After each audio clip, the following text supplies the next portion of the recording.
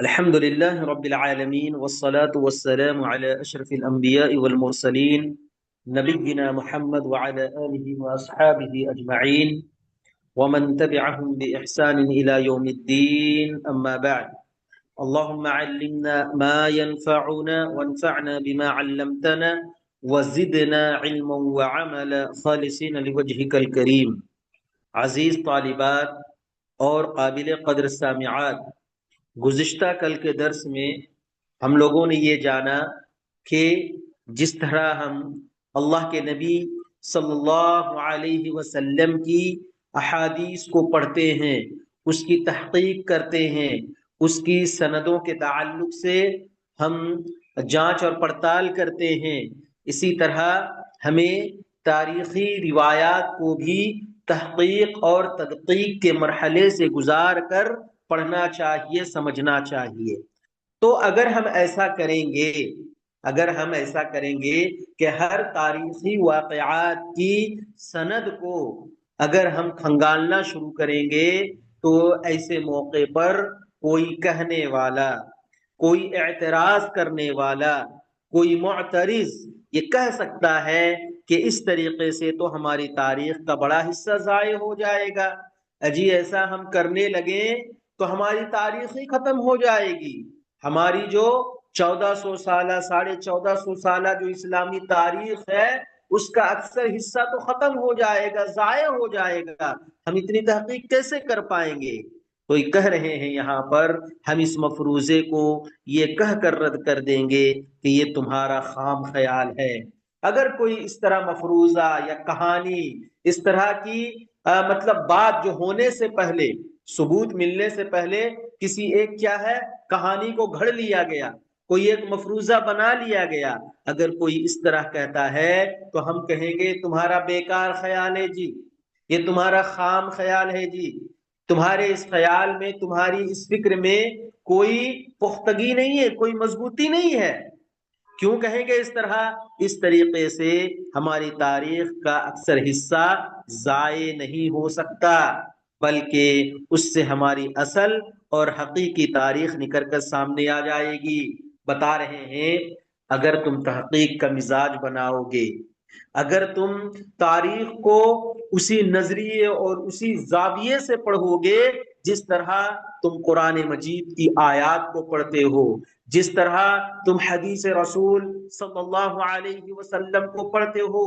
جب تمہارے پاس حدیث کی کوئی بات آتی ہے اور تمہیں بتایا جاتا ہے کہ فلاں حکم اللہ کے نبی صلی اللہ علیہ وسلم نے دیا ہے، فلاں مسئلے کے تعلق سے اللہ کے نبی صلی اللہ علیہ وسلم نے یہ فرمایا ہے، تو فوراً ایک طالب علم کی حیثیت سے،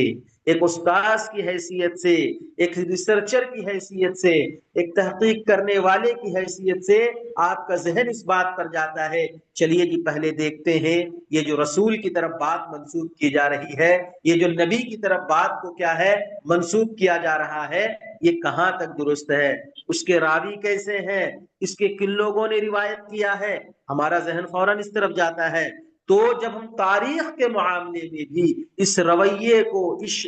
اس روش کو اور اس طریقے کو اپنائیں گے تو ہماری جو تاریخ ہے، اسلام کی جو سنہری تاریخ ہے، جو خلفائے راشدین کی سنہری تاریخ ہے، جو بنو امیہ، بنو عباس اور دیگر جو مسلمانوں کی جو تاریخ ہے، یہ تاریخ کیا ہے نکھر کر صاف اور ستھری ہو کر کیا ہے ہمارے پاس آئے گی۔ جبکہ بے شمار تاریخی روایات اور خصوصاً وہ روایات جو ہماری اس بحث سے تعلق رکھتی ہیں وہ باسند مروی ہیں۔ ابھی جب آپ لوگ پڑھیں گے خلفائے راشدین کی تاریخ تو اس میں بہت ساری ایسی چیزیں آپ کے سامنے آئیں گی کہ یہ بات تو حقیقت میں یہ واقعہ پیشی نہیں آیا ہے، کسی شیعہ نے، کسی سبائی نے، کسی خوارج نے کیا ہے اس طرح کا شوشہ چھوڑ کر اسلامی تاریخ کو مسخ کرنے اور بدنام کرنے کی کوشش کی ہے۔ اور ہم کو یہ بات بھی معلوم ہونی چاہیے کہ جو بھی روایتیں خلفائے راشد، جو بھی واقعات خلفائے راشدین کے زمانے میں پیش آئی ہیں، آج تک بھی صحیح سند کے ساتھ یہ چیزیں ہیں، لیکن شرط اس بات کی ہے، ضرورت اس بات کی ہے کہ ہم اس کی تحقیق کریں، ان روایتوں کو کیا ہے ہم جانچ پڑتال کر کے کریں، ان کی سندوں کو کیا، ان کی سندوں کی ہم تحقیق کریں، خواہ وہ کتب تاریخ میں ہو جیسا کہ تاریخ طبری ہے۔ تاریخ طبری ایک بڑی عظیم کتاب ہے تاریخ کی، اس کتاب میں جو بھی روایتیں ہیں اس کی تحقیق ہم کر سکتے ہیں، اس کے تعلق سے ہم کیا تحقیق کر سکتے ہیں، خواہ یہ کتب یا کتب حدیث میں ہو جیسا کہ صحیح بخاری، مسند احمد، سنن ترمذی، یا مصنفات میں ہو جیسا کہ مصنف ابن ابی شیبہ۔ بات سمجھ میں آ رہی ہے نا؟ اگر آپ صرف تاریخی کتابوں میں آپ دیکھیں گے تو اس میں بھی یہ روایتیں موجود ہیں، لیکن کیا ہے جب اب تاریخ آگے بات آئے گی انشاءاللہ تاریخ طبری کے تعلق سے، جب آپ تاریخ طبری پڑھیں گے تو آپ کے ذہن میں کیا ہے یہ بات بھی رہنی چاہیے کہ ہم ریسرچ کرنے کی طاقت رکھتے ہیں، ہم تحقیق کرنے کی قوت رکھتے ہیں، تب جا کر ہم تاریخ طبری کو پڑھیں گے۔ اگر ہمارے پاس ریسرچ کرنے کا، ان واقعات کے جانچ پڑتال کرنے کا ہمارے پاس وقت نہیں ہے تو آپ اٹھائیے حدیث کی کتابوں کو، صحیح بخاری میں یہ احادیث، یہ واقعات موجود ہیں، مسند احمد میں ہیں، سنن ترمذی میں ہیں، یا اسی طرح مصنفات جو ہیں جس میں مصنف اپنی ابن ابی شیبہ وغیرہ ہے، یا ان کتب تفسیروں میں جو تاریخی روایات کا تذکرہ صحیح سندوں کے ساتھ کرتی ہیں، جیسا کہ تفسیر ابن جریر الطبری اور تفسیر ابن کثیر وغیرہ ہے۔ تو آپ کو تاریخ کی کتابوں میں بھی یہ واقعات ملیں گے، آپ کو حدیث کی کتابوں میں بھی یہ واقعات ملیں گے، اور تفسیر کی کتابوں میں بھی واقعات ملیں گے، لیکن شرط یہ ہے کہ ہمیں محنت کرنی پڑے گی، ہمیں تحقیق اور تدقیق کے میدان میں قدم رکھنا پڑے گا، ہمیں ریسرچ کرنی پڑے گی، تب جا کر ہماری صاف ستھری اور نکھری ہوئی تاریخ کیا ہے ہمارے پاس آ جائے گی۔ بسا اوقات یہ روایات ان خاص، اوپر کیجئے جی،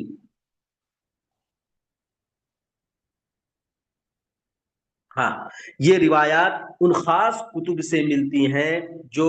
بعض مخصوص زمانوں کے ساتھ تعلق رکھتی ہیں، مثلا کتاب حروب الردہ للکلاعی۔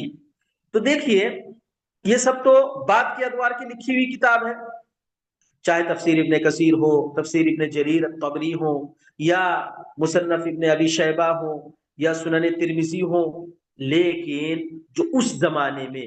ہے نا بعض ایسی کتابیں ہیں جو خاص کر اس زمانے کے واقعات کو کیا ہے قلم بند کیے ہیں، اس زمانے کے واقعات کو ایک جگہ جمع کیے ہیں، اس میں ایک کتاب ہے حروب الردہ للکلاعی، سمجھ رہے نا؟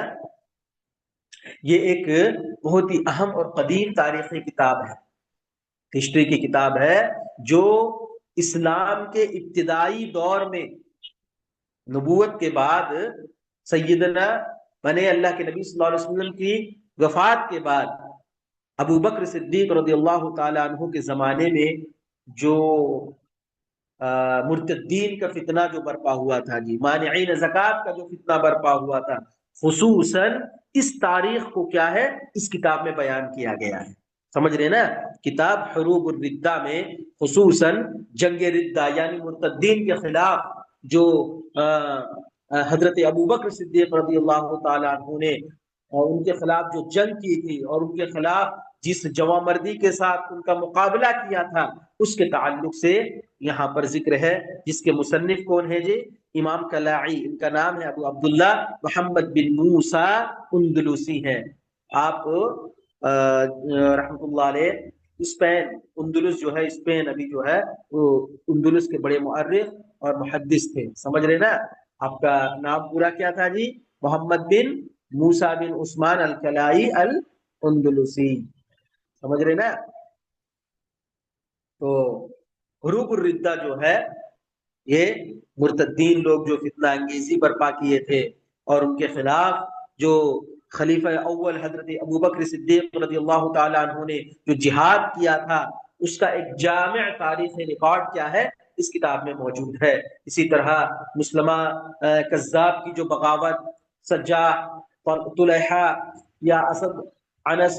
اسود عنسی وغیرہ جیسے جو نبوت کے داعیان تھے، جھوٹے نبوت کا دعویٰ کر رہے تھے، ان کے تعلق سے اس کتاب میں تفصیل آپ کو مل جائے گی۔ اسی طرح جو مانعین زکوٰۃ تھے، نبی صلی اللہ علیہ وسلم کی وفات کے بعد جو قبائل کے لوگ یا جو لوگ کیا ہے زکوٰۃ لینے کے لیے منع کر رہے تھے، ان کی سرکشی اور ان کی بغاوت پر کس طرح کی سرکوبی حضرت ابو بکر نے کیا اور کس طرح کا مقابلہ ان کے ساتھ کیا مانعین زکوٰۃ کے خلاف، ان تمام چیزوں کے تعلق سے آپ کو یہاں پر مل جائے گا، سمجھ رہے نا؟ تو یہ کتاب اصل کیا ہے، اس زمانے کی تاریخ کو کیا ہے قلم بند کی ہوئی ہے، ٹھیک ہے؟ اور اسی کتاب سے جی امام طبری ہوں یا ابن کثیر ہوں یا ابن اثیر ہوں یا اسی طرح امام نووی ہوں یا امام ابن حجر الاسقلانی رحمۃ اللہ علیہ ہوں، اسی کتاب سے کیا ہے روایات کو نقل کیے ہیں۔ اگر حضرت ابو بکر صدیق رضی اللہ تعالیٰ عنہ کی خلافت کی ابتدائی جو سال میں جو فتنے برپا ہوئے تھے، ان کا اگر جائزہ لینا ہے، ان کے تعلق سے اگر گہرائی سے اور باریکی سے سمجھنا ہے، تو یہ کتاب کیا ہے، بہت کیا ہے آپ کو معاون ثابت ہوگی۔ اس کتاب میں بہت ساری چیزیں آپ کو معلوم ہوگی۔ اسی طرح کتاب مختصر تاریخ خلیفہ بن خیاط ہے، جس کو امام خلیفہ بن خیاط نے کیا ہے لکھا تھا، اور اس کتاب کی خصوصیت یہ ہے جی، یہ اس کتاب میں تابعین کا اور طبع تابعین کا دور کے جو اہم تاریخی یا قدیم تاریخی جو واقعات ہیں، اس کو اس کتاب میں کیا ہے نقل کیا گیا ہے۔ اچھا، آپ کی کتاب کو تاریخ خلیفہ بن خیاط کو اس لیے اہمیت دی جاتی ہے کہ ابھی موجودہ مستند روایتوں میں، ابھی جو ہمارے پاس روایتیں موجود ہیں، ان مستند روایتوں میں سب سے پہلی اور سب سے اختصار والی کتاب میں سے یہ کتاب تاریخ خلیفہ بن خیاط ہے، سمجھ رہے نا؟ اس کتاب میں اگر آپ اس کو پڑھیں گے، اگر آپ اس کو جانیں گے، تو نبی کریم صلی اللہ علیہ وسلم کی سیرت کا مختصر جائزہ لیا گیا ہے، اور آپ کے زمانے میں جو وفود آتے تھے، جو غزوات ہوتے تھے، ان کے تعلق سے ہے۔ اسی طرح خلافت راشدہ میں جو واقعات یا جو حادثات پیش آئے ترتیب وار تاریخ کے حساب سے کیا انہوں نے اس میں نقل کیا ہے، سیدنا ابو بکر ہو، عمر ہو، عثمان ہو، علی ہو، اس ترتیب سے کیا ہے انہوں نے واقعات کو ذکر کیا ہے، اور خصوصاً عراق اور شام کی جو فتوحات اس زمانے میں ہوئی ہے نا، اور اموی دور کی جو تفصیلات ہیں، یہ تمام چیزیں کیا، عباسی دور کے جو واقعات ہیں، بڑے بڑے فتنے، جو جنگیں اور شہادتیں جو ہوئی ہے نا، ان تمام چیزوں کا کیا ہے اس میں کیا ہے درج کیا گیا ہے۔ ان کتاب کو کیا ہے آپ مطالعہ کریں گے، کتاب کی طرف رجوع کریں گے، تو آپ کو صحیح چیز اور صحیح روایت کیا ہے مل جائے گی۔ مقصد یہ ہے کہ آپ ان روایات میں سے کسی بھی روایت کی سند تلاش کرنے میں ناکام نہیں ہو سکتے۔ خلاصہ یہ بات بتائی گئی کہ آپ اگر تاریخ کے معاملے میں ذرا حساس ہو جائیں، اسلامی تاریخ کے معاملے میں اگر آپ تحقیق کا مزاج بنا لیں، ہے نا، اگر آپ تحقیق کا مزاج بنا لیں، تو یہ جو کتابیں آپ کے سامنے پیش کی گئی، چاہے تاریخی کتابیں ہوں، چاہے تفسیر کی کتابیں ہوں، چاہے حدیث کی کتابیں ہوں، چاہے اور دیگر کتابیں ہوں، ان کتابوں میں کیا ہے صحیح سند کے ساتھ اس زمانے کے جو واقعات ہیں یہ موجود ہیں، لیکن شرط یہ ہے کہ جس طرح حدیث کے معاملے میں محدثین نے، علماء سلف نے جس طرح ایک معیار قائم کر دیا ہے، اسماء الرجال کا، جرح تعدیل کا جو اصول بنا دیا ہے، یہاں پر وہ اصول آپ کو بنا بنایا نہیں ملے گا، آپ کو محنت کرنی پڑے گی، کتابوں کو کھنگالنا پڑے گا، تحقیق اور ریسرچ کرنی پڑے گی، تفکر اور تدبر سے کام لینا پڑے گا، تب جا کر آپ کو یہ روایتیں صحیح سند کے ساتھ مل جائیں گی۔ مقصد یہ ہے کہ جستجو کرنے سے، کوئی کتاب دیکھیے دوسرا پیراگراف، مقصد یہ ہے کہ جستجو کرنے سے، کوشش کرنے سے آپ کو ان روایات کی اسناد مل سکتی ہے، سمجھ میں آئی نا؟ اور اگر آپ کو کسی بھی صورت میں سند نہ ملے تو آپ کے پاس ایک عام اصل معیار ہے۔ مان کے چلیے حضرت عثمان غنی کے تعلق سے کوئی بات آپ کے پاس آئی، حضرت علی کے تعلق سے کوئی بات آئی، حضرت ابو بکر صدیق کے تعلق سے ایک بات آئی، حضرت عمر کے تعلق سے کوئی بات آئی، یا ان صحابہ کو چھوڑیے، ان خلفائے راشدین کو چھوڑیے، کسی بھی صحابی کے تعلق سے کوئی بات آپ تک پہنچی، ہے؟ تو آپ کے پاس راستہ ہے کہ ان کتابوں کو کھنگالئے، ان کتابوں پر تحقیق کیجیے اور صحیح روایت آپ کو مل جائے گی۔ لیکن اگر آپ کو سند نہیں مل رہی ہے، اگر آپ کو کسی صورت بھی کسی ایرو مارک رکھیے وہاں پر، اگر آپ کو کسی بھی صورت میں سند نہ ملے، بہت تحقیق کیے لیکن فلاں صحابی کے تعلق سے یہ جو بات آئی، آپ کو کوئی سند نہیں مل رہی ہے، آپ کو کوئی صحیح بات سمجھ میں نہیں آ رہی ہے، تو آپ کے پاس ایک عام اصل معیار ہے، ایک قاعدہ ہے، ایک اصول ہے، کیا ہے دیکھیے، جس پر گامزن رہ سکتے ہیں، اس قاعدے پر آپ ٹھہر سکتے ہیں، کیا ہے؟ اور اس کا تعلق دور صحابہ سے خاص ہے۔ مانی یہ جو معیار ہے نا، ہر ایرے گہرے یا ہر کسی کے تعلق سے نہیں، صرف اور صرف صحابہ کرام کے تعلق سے ہے، اور یہ ہے کہ اللہ تعالی اور اس کے مقدس رسول نے صحابہ کی تعریف بیان فرمائی ہے۔ اب کسی بدبخت ہو، بدبختی کہیے، جو صحابی پر زبان درازی کرتا ہے، جو صحابہ کے تعلق سے غلط بیانی کرتا ہے، جو صحابہ کے تعلق سے کہتا ہے کہ انہوں نے نعوذ باللہ غصب کیا، انہوں نے نعوذ باللہ فلاں کا حق مارا، ان کو اس بات کی سمجھ نہیں تھی۔ اگر کوئی صحابی کے تعلق سے کوئی اس طرح کی خبر آپ تک پہنچتی ہے، صحابی کے تعلق سے کوئی بات آپ تک پہنچتی ہے، اور وہ یہ کہ اللہ تعالی اور اس کے مقدس رسول نے صحابہ کی تعریف بیان فرمائی ہے، دیکھیے، خود اللہ جس سے راضی ہو، خود رسول جس سے راضی ہو، جس کی رضامندی کا پروانہ اللہ تبارک و تعالیٰ نے جبرائیل امین کے زبانی کیا ہے، قرآن مجید کے صفحات میں کیا ہے درج کر دیا ہو، ان صحابہ کے تعلق سے اس کے دلائل صحابہ کرام کی بحث میں آئیں گے انشاءاللہ۔ تو خیر ٹھیک ہے، وہ بعد میں بات کریں گے، لیکن یہاں پر یہ بات سمجھ لیں، اگر صحابہ کے تعلق سے کوئی بات آپ تک پہنچتی ہے، کون سے صحابہ جی؟ جس سے اللہ بھی راضی تھا اور رسول بھی راضی تھا، آگے کیجئے صفحہ، اس بنا پر آپ ایمان رکھیں کہ صحابہ کرام عادل ہیں، سمجھ رہے نا؟ اگر کسی بھی صحابہ کے تعلق سے یہ بات آتی ہے، میں اشارتاً بتا رہا ہوں، حضرت ابو بکر صدیق خلافت کے اہل نہیں تھے، یہ خلافت حضرت علی کا حق تھا، یہ پروپیگنڈا اگر کوئی کرتا ہے، اور اگر یہ کہتا ہے کہ حضرت امیر معاویہ رضی اللہ تعالی عنہ نے حضرت علی پر ظلم کیا ہے، اگر یہ پروپیگنڈا کوئی کرتا ہے، یا اس طرح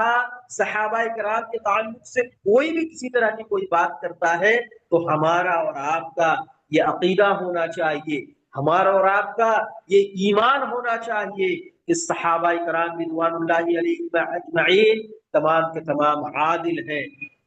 اور ان میں اصل عدل ہے، وہ انصاف پرور ہے، انصاف کرنے والے ہیں، اور جب آپ کو کوئی ایسی روایت ملے جس میں اصحاب رسول پر حرف آتا ہے، اگر کسی کتاب میں کسی عالم سے، کسی مولوی سے، اگر آپ رضوان اللہ علیہم اجمعین رضی اللہ عنہم ورضوا عنہ کا پروانہ جن کو اللہ تبارک و تعالیٰ نے دیا، اگر ان کے تعلق سے واللہ کوئی حرف گیری کرتا ہے، اگر کوئی ایک حرف بھی اگر بیان کرتا ہے، تو آپ کے پاس یہ اصول ہے کہ اس کی سند کو دیکھیں، کیا یہ صحیح سند سے مروی ہے، کیا اس کے بولنے والے صحیح ہے، کیا اس کے راوی اس لائق ہے کہ اس کی سند پر کیا ہے اعتبار کیا جائے، اگر سند صحیح ہے تو اس کا صحیح مطلب تلاش کیا جائے گا اور پتہ لگایا جائے گا کہ یہ روایت کس بات پر دلالت کرتی ہے، سمجھ رہے نا؟ اگر مان کے چلیے صحیح سند سے ہی بات صحیح ہے، تو ہم یہ تلاش کریں گے کہ کیا پس منظر تھا، کیا بیک گراؤنڈ تھا، کس بنیاد پر صحابی رسول نے یہ قدم اٹھایا، یہ فیصلہ لیا، یا اس تعلق سے یہ فتویٰ دیا، ہم اس کو تلاش کریں گے، یہ نہیں کہ کسی نے لکھ دیا، کسی نے کہہ دیا، کسی نے کوئی شوشہ اڑا دیا، اور ہماری زبان نعوذ باللہ صحابہ کرام کے رضوان اللہ علیہ اجمعین کے تعلق سے ہم اپنی زبان کو گندا کریں۔ میرے عزیز طالبات،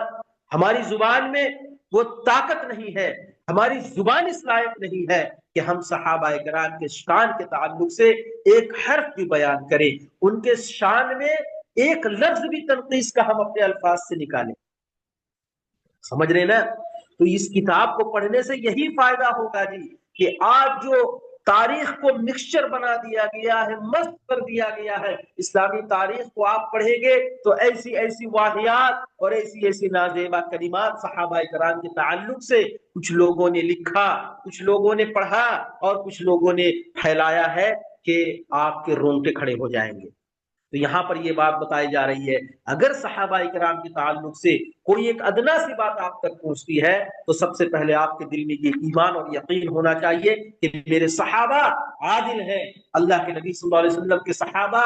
عدل ہے ان کے اندر اصل میں۔ اور کوئی اگر بات صحیح سند سے بھی پہنچتی ہے تو سب سے پہلے اس کا صحیح مطلب ہم تلاش کریں گے، کتاب دیکھیے، اور اگر پتہ لگایا جائے کہ یہ روایت کس بات پر دلالت کرتی ہے اور ہمیں پتہ چل جائے کہ اس کی سند ہی ضعیف ہے اور ناقابل اعتبار ہے تو الحمدللہ۔ اور اگر معلوم ہوتا ہے کہ کسی کذاب راوی نے، کسی اسلام دشمن راوی نے، کسی شیعہ نے، کسی رافضی نے، کسی خارجی نے اگر یہ بیان دیا ہے، اگر اس روایت کو نقل کیا ہے تو ہم اللہ کا شکر ادا کرتے ہیں کہ ہمارے صحابہ اس معیار کے نہیں ہے، ہمارے صحابہ اس بلند معیار پر قائم ہے کہ ان سے اس طرح کی باتیں سرزد ہو ہی نہیں سکتی ہیں۔ اگر اس کی سند نہیں ملتی ہے تو ہمارے پاس اصل، اگر اس کی سند نہیں ملتی ہے تو ہمارے پاس اصل ہے، اور وہ ہے صحابہ کی عدالت جو قرآن و حدیث سے ثابت ہے کہ وہ پاکیزہ جماعت، نیک نیت اور بے قصور تھے۔ بات سمجھ میں آئی نا جی؟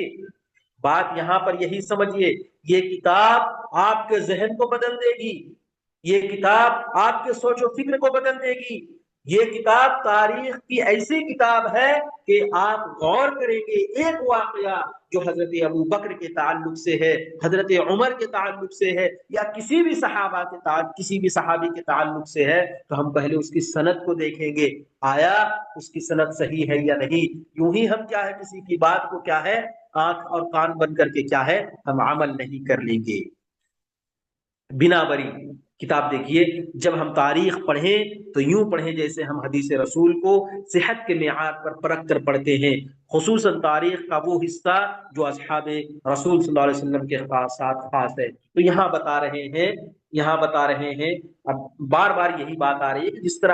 طرح ہم حدیث کو پڑھتے ہیں، کوئی بھی ایک حدیث آئی تو آپ کے ذہن میں آتا ہے نا جی شیخ مولانا یہ حدیث کون سی سند سے ہے، اس کے راوی کون ہے، یہ صحیح ہے کہ ضعیف ہے، کتنا جی ہم لوگ اہتمام کرتے ہیں حدیث کے معاملے میں۔ تو یہاں پر بتایا جا رہا ہے تاریخ بھی پڑھے نا جی، خصوصاً وہ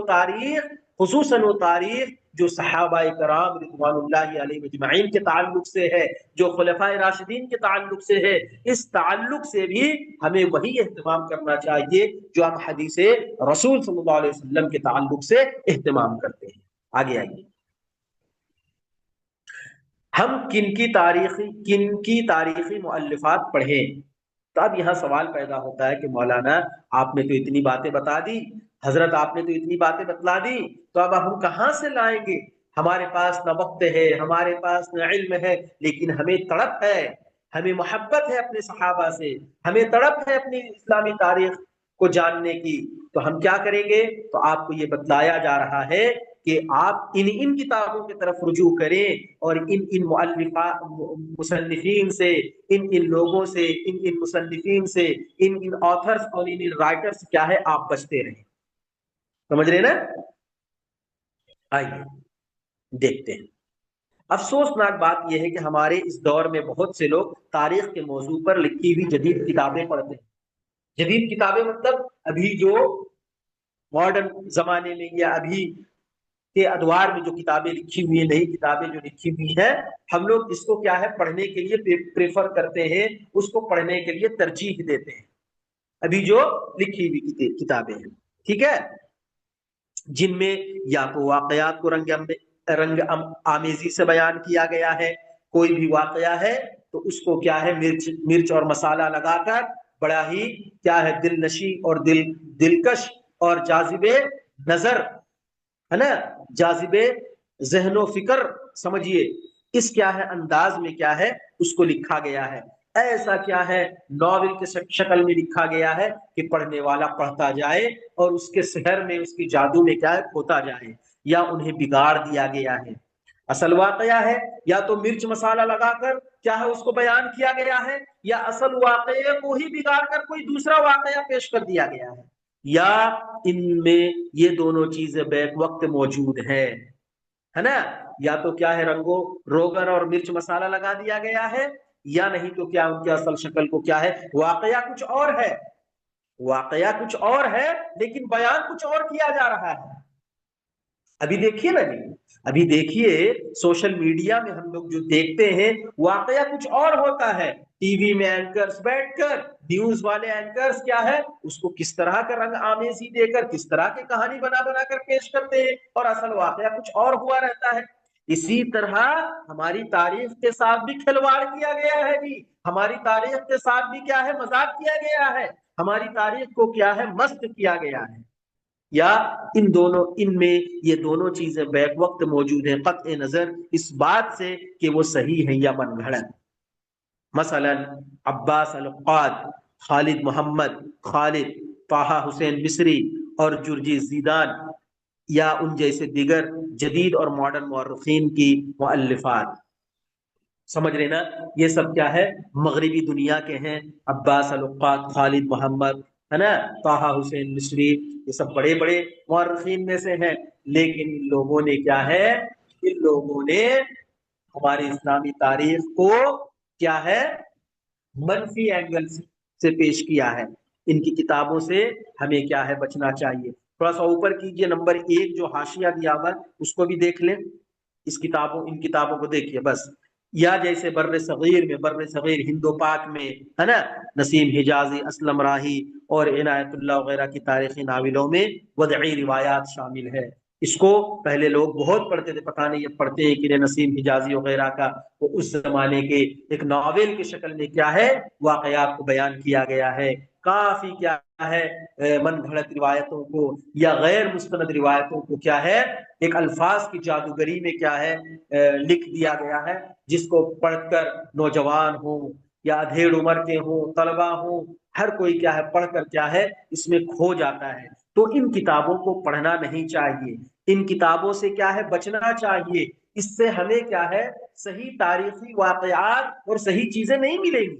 چنانچہ یہ لوگ جب تاریخ کے موضوع پر گفتگو کرتے ہیں تو قصے کو خوبصورت بنانے اور اسلوب کو سنوارنے کا اہتمام کرتے ہیں, قطع نظر اس بات کے کہ یہ قصہ صحیح ہے یا غیر صحیح. ان کا اصل مقصد یہ ہوتا ہے کہ آپ کے سامنے قصے کو خوبصورت اور داستانوی انداز میں پیش کریں. کوئی بھی واقعہ ہے تو اس کو کیا ہے بڑا خوبصورت جاذب نظر بنا کر کیا ہے پیش کیا جاتا ہے. ابھی ہم نے آپ کو بتایا نا کہ بہت سارے بھی نام لینا یا نہیں چاہتا ہوں میں کہ بہت سارے اینکر ہیں اتنے بہترین اور خوبصورت انداز میں پیش کریں گے کہ سننے والا سن کر محو ہو جاتا ہے کہ واقعتاً ایسا ہوا ہوگا. لیکن حقیقت کچھ اور ہی ہوتی ہے, کہانی کچھ اور ہی ہوتی ہے. لیکن کیا ہے الفاظ کی جادوگری میں کیا ہے انسان کیا ہے